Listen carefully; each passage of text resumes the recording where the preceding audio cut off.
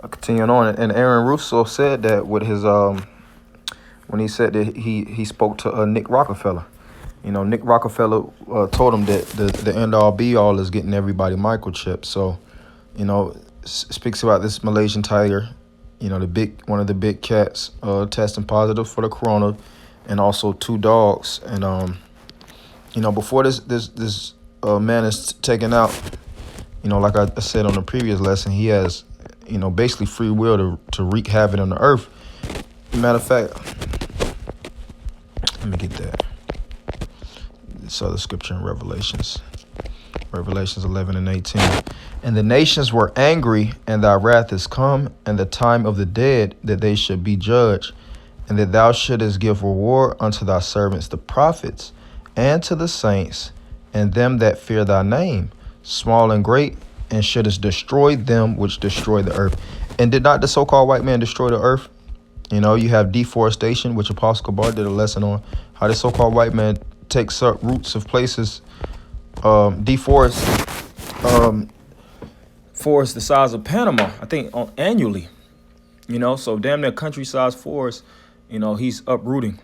And see, really, this coronavirus is looked at like a virus, but it's really a corona cure.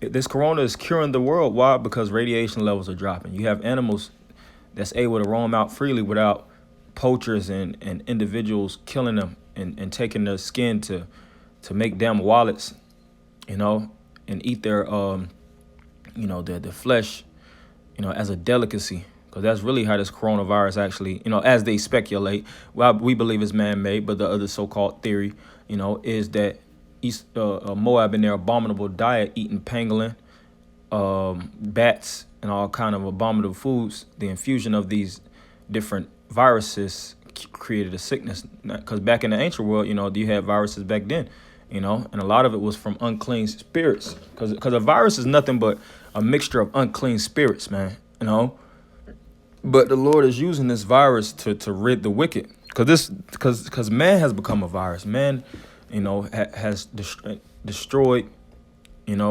from the water life, the plant life, the animal kingdom, any type of, bio life.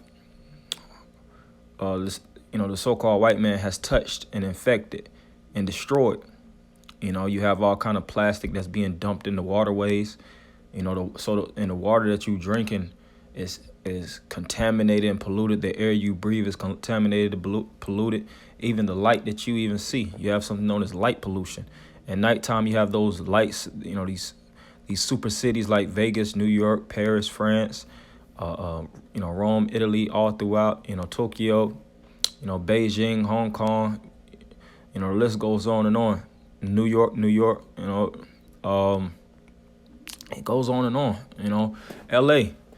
These big boy cities here in Atlanta, Georgia. With these lights that contaminates, that destroys the earth, man. As well as smog and these destructive ass cars that's always pumping out toxins, which the Lord didn't intend for man to be driving these toxic ass cars that infect and destroy the earth. Because at the end of the day, you get to your locations faster. Esau wants you to get faster to be a bigger slave. But the recoil of it, the recoil of driving these cars, the recoil of living this high, fast-paced life is destroying the earth as you know it. And now we see the earth fighting back, man. So this is Numbers 35 and 33.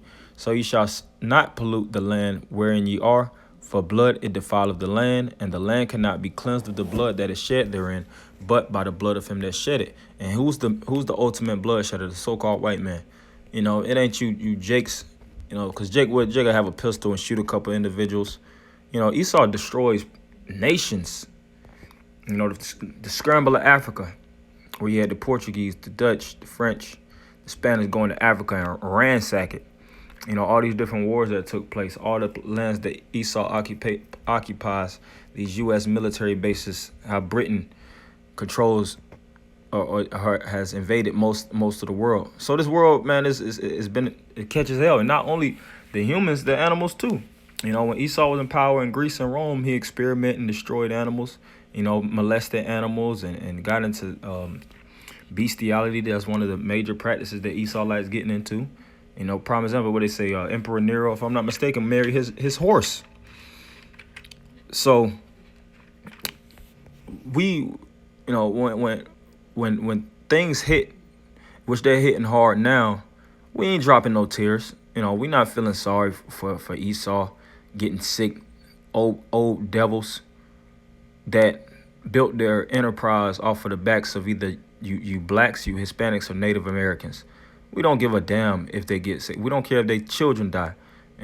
Why? Because they put that same hell upon us, and the chickens are coming home to roost. You as it is written, you reap what you sow. If you live a life of wickedness, the recoil is it's the backfiring of it. Everything has a backfiring effect. What you do in life, you're gonna feel the effects of it. It may not be directly on time or at that appointed time, but you're gonna feel them. So this is Isaiah 14:4. That thou shalt take up this proverb against the king of Babylon and say, how had the oppressor ceased, the goat and city ceased? And the ancient king of Babylon was Nebuchadnezzar, but the modern king of Babylon, the virgin daughter of Babylon, this new revised, new and improved so-called Babylon is America, which this is 10 times as wickeder than the ancient Babylon. If you take ancient Babylonians and you bring them to the heart of America, where it all goes down, they be like, oh, hell nah, we was wicked, but this is on another level. You have certain people, because what it's saying, this level's the devil's, man. And this devil is this so-called white man is the top devil. That's why he's known as the wicked in Malachi. You have wicked nations. Wicked is all throughout the Bible, but he is the wicked. The border of wickedness will follow him. So it says, the Lord had broken the staff of the wicked and the scepter of the rulers. And the staff and the scepter represents the instrument of ruling people. And you could also use that staff and scepter to beat people down. And even during the time of Rome, what was they doing? They was killing off a lot of animals during those gladiatorial events. They would take a lot of tigers versus bears, and you have Jake in the midst of that. You have Jake fighting the elephants, and a lot of them would survive and kill those elephants, But it was all for sport. It was all for gain for the so-called white man, And when I think, if I'm not mistaken, the term trophy goes into meat, because they would actually, the trophies back then, what you have a lot of Jakes that be sporting in these sporting events, and they do anything for a Hall of Fame trophy. Really, Esau, that concept of trophy was with the Greeks and the Romans when they would hunt game, and they would either put a bear's head or a deer head, which they do that even on to this day, because Esau is the cunning hunter, and they'll plaster these different animal heads all throughout their walls of the house. And they possibly stuffed a couple Negroes. We know this man is the devil, man. So when he falls, everybody's going to rejoice. It says, he who smote the people in wrath with a continuous stroke, he that ruled the nation is in anger is persecuted, and none hindereth. And the persecution is starting now. He's as a chase row. You have Esau trying to lay low.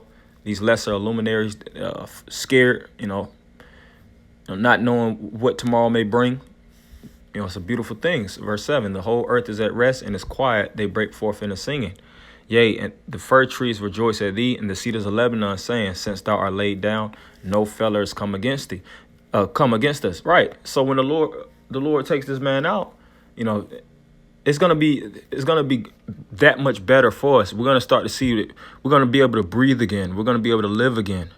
You're gonna feel that weight of wickedness, that negative spirit that's always hovering and haunting you, just be lifted, because it's a vibration in the system that we're in.